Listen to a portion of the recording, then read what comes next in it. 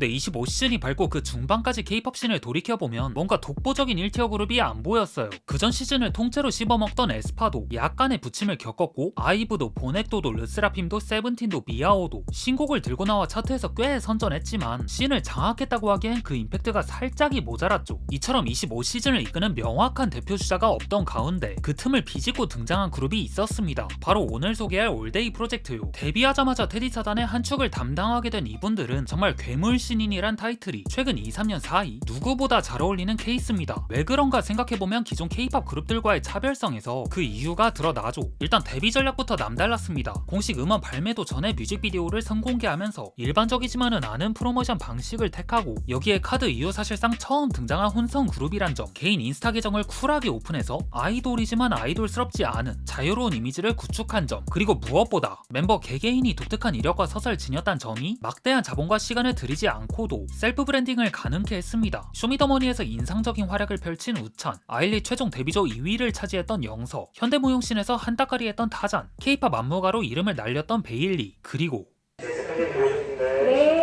이처럼 올데이 프로젝트는 하나의 거대한 덩어리 안에 멤버들이 소속된 느낌이라기보단 이미 뚜렷한 존재감을 가진 개인들이 모여서 하나의 조직을 꾸리고 있는 듯한 인상을 줬어요. 그리고 이런 요소들이 뭉쳐져 K-팝의 공식을 벗어난 독특한 스토리텔링을 만들어냈고, 그 결과 대중에게 어떤 먹거리들을 떠먹여주지 않아도 그들이 알아서 이야기거리를 만들고 자발적으로 노는 판이 형성이 됐죠. 이렇게 개인의 존재감이 그룹 전체를 감싼다는 점에서 규모의 차이는 있지만 최근 블랙핑크가 떠올랐어요. 로제와 제니를 필두로 한 성공적인 솔로 활동 이후에 블랙핑크는 마치 레알 갈락티코 1기 마냥 스타들의 집합체 같은 아우라를 뿜어내잖아요. 물론 그전에도 멤버들 각자의 네임밸류가 상당하긴 했지만 지금은 그걸 아득히 넘어선 모습이죠. 근데 올데이 프로젝트는 블랙핑크가 수년에 걸쳐 만든 이 구도를 데뷔하자마자 갖고 시작한 겁니다. 이걸 일반 K-팝 그룹들과 비교해보면 더 와닿을 거예요. 일반적인 K-팝 그룹의 경우 회사가 컨셉이랑 브랜딩을 1차적으로 설계하고 그걸 아티스트한테 입힌 다음에야 대중이 얘네가 이런 팀이구나 하고 받아들이기까지 적어도 1년은 걸리잖아요. 하지만 올데이 프로젝트는 데뷔하기 전부터 개인 브랜딩을 끝마친 상태였다 보니 회사는 이들을 갖고서 새로운 그림을 연출하기보단 흩어져 있는 요소들을 통일감 있게 정리하고 세련되게 패키징하는 역할에만 집중하면 됐죠. 그런 점에서 보면 더 블랙 레이블이 이들의 강점을 정확히 캐치하고 그걸 전략적으로 잘 활용했다 볼 수 있고요. 그렇게 대중은 그런 일련의 과정을 스킵하고 뼈대가 잡혀진 상태로 등장한 이들의 색깔을 불과 한 달여 만에 흡수할 수 있었습니다.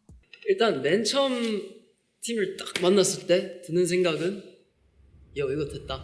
그리고 이런 부차적인 것들에 생명력을 부여하는 건 역시 음악이었죠. 다만 그 완성도의 편차가 좀 있기는 해요. 먼저 페이머스는 여러모로 흥미로운 트랙이었습니다. 중압감이 느껴지는 신스베이스와 미니멀한 악기 소스가 더해진 프로덕션 위에 애니와 영서의 야무진 도입부와 프리코러스, 우창과 타잔의 준수한 랩이 깔린 벌스, 그리고 베일리의 동무대를 위한 댄스 브레이크 비트까지 이어지는 구성은 프로듀서진이 상당히 공들인 흔적을 드러냅니다. 덕분에 한 곡 안에서 다채로운 목소리 톤이 만들어내는 시너지가 살아있었고, 신인의 위치를 자각하면서 그걸 허세 섞인 재치로 풀어낸 가사 또한 전혀 어색하게 들리지 않았죠. 위에 입은 페이머스 같은 단순한 라인이 타격감 있게 꽂히는 이유랄까요?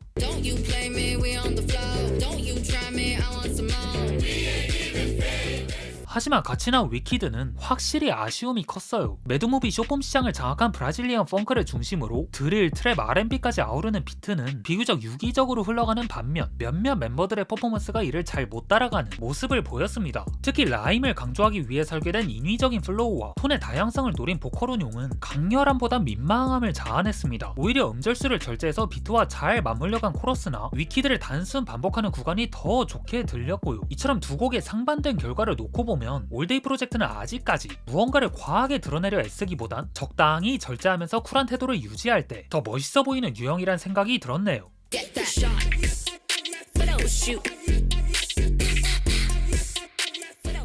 아직도 시간이 짧으면서 길게 느껴졌던 것 같아요. 거의 저희는 막 몇 년 한 느낌으로 다가오고 다시 데뷔한 느낌일 것 같아요. 지금 2년 만이라 데뷔 때보다 더 이렇게 성장하는 모습과 더 업그레이드되는 모습을 보여드리고 싶다는 생각이 큰 것 같습니다. 자, 성공적인 신고식을 마친 뒤 자체적인 기대치를 한껏 끌어올린 올데이 프로젝트의 후속작이 슬슬 마려워질 때쯤 이들은 데뷔 싱글 발매 약 5개월 뒤 원몰 타임을 공개하고 그로부터 얼마 안 지나 첫 번째 EP 올데이 프로젝트를 선보입니다. 이번 앨범의 목적은 명확했어요. 페이머스와 위키드의 매섭고 어두운 무드에서 벗어나 음악적 스펙트럼의 확장을 보여주겠다는 거였죠. 일단 목적 달성에 성공했습니다. 더블 타이틀곡 원몰 타임과 룩게미는 각각 밝은 분위기와 장르 짬뽕을 통한 역동적인 전개, 챈트처럼 따라 부르기 쉬운 멜로디를 앞세워 전작과 상반되는 가벼운 이미지를 보여줬죠. 마치 지난 성공을 자축하면서 우리 이런 것도 할 수 있다라고 존재감을 과시하는 듯 했달까요? 하지만 그걸 구현하는 과정에서의 응집력이 아쉬웠습니다. 올데이 프로젝트의 장점이자 단점은 모든 멤버가 랩과 보컬을 오갈 수 있는 멀티플레이어들이란 건데 이는 역설적으로 곡의 하이라이트를 책임질 특정 멤버가 없다는 뜻이기도 하죠. 이런 점을 고려해서 각 멤버의 엑기스만 뽑아내서 최적화된 파트를 정확히 배분하고 곡의 구성을 매끄럽게 만드는 게 프로듀서의 역할인데 이번 타이틀곡들에선 그게 제대로 작동하지 않았어요. 원몰 타임은 분절된 구성으로 외형은 화려하지만 막상 다 듣고 나면 공허한 감상을 남기고 룩게민 하이엔드 브랜드가 갑자기 스파 브랜드로 노선을 튼 듯한 느낌을 줬습니다. 그래서 데뷔곡에서 보여줬던 당돌하면서 뻔뻔한 태도는 희석되고 우리 이런 것도 할 수 있는데? 를 과하게 의식한 증명 욕구가 낳은 조급함이 있지 않았나 싶네요.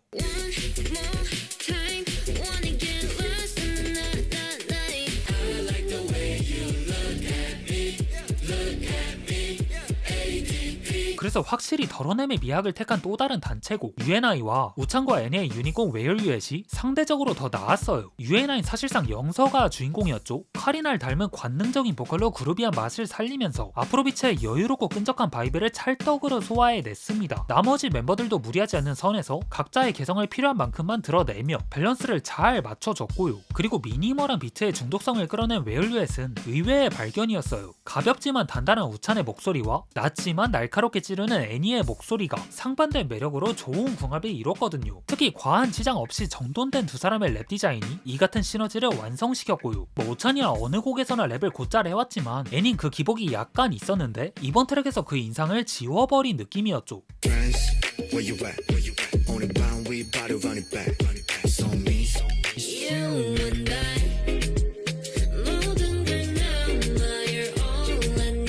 네, 나머지 두 트랙 핫과 메두사를 보면 더블랙의 타잔 밀어주기 전술이 엿보이죠. 베일리와 함께한 핫은 타잔이 벌스와 훅을 주도하고 베일린 그 흐름을 중개하는 역할을 맡으면서 타잔이 보다 전면에 부각될 수 있게 연출했고 이어지는 솔로곡 메두사에선 타잔이 평소에 즐겨 듣는 걸로 보이는 카티 계열의 레이지 사운드를 앞세우며 K-POP 씬을 넘어 장르 씬으로 합류하려는 야욕을 내비쳤죠. 실제로 그 전에 브라이언 체이스의 앨범에 참여하기도 했고요. 다만 이를 제대로 구현하는데 조금 버거워 보이는 것도 사실입니다. 훅을 담당할 땐 목소리와 비트가 좋은 합을 이루지만 벌스에서 음자를 촘촘하게 밀어붙일 땐 박자가 미묘하게 어긋나거나 발음이 뭉개지는 경우가 있거든요. 그렇게 빠르게 뱉어내다가 완급 조절에 들어가는 구간에선 플로우가 갑자기 헐거워지기도 하고요. 그런 점에서 타잔은 훅제비와 무드세터로서의 가능성은 확인됐지만 래퍼로서는 아직 성장이 필요한 과도기적 단계에 있는 것 같습니다.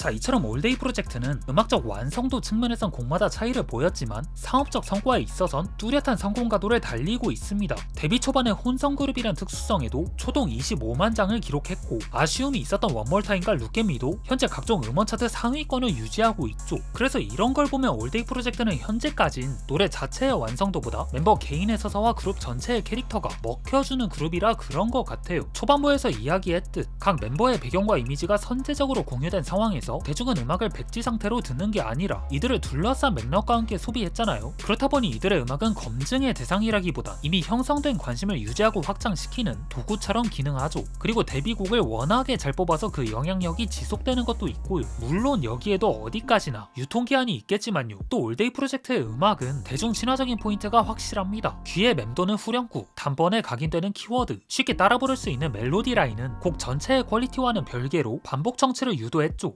완성도 높은 곡과 돌려듣기 좋은 곡은 경우에 따라 다르지만 별개의 카테고리라 생각하거든요. 자, 마지막으로 더 블랙 레이블이 주는 간판의 힘도 무시할 수 없습니다. 최근 전 세계적인 선택을 받은 캐리언의 사운드 트랙에 소속 프로듀서 형누님들이 대거 참여한 바 있고 YG와 직접적인 협업 관계에 있었던 시기에도 그들은 국내외를 타깃으로 수많은 히트곡들을 제작한 이력이 있죠. 이처럼 이름값이 보장하는 최소한의 퀄리티에 대한 신뢰와 앞으로 더 나아질 수 있을 거란 기대감이 현재의 아쉬움을 어느 정도 상쇄시켜 줍니다. 여기에 무엇보다 올데이 프로젝트가 이제 막 데뷔한 신인이란 점을 간과해선 안 되고요. The main goal of ADP.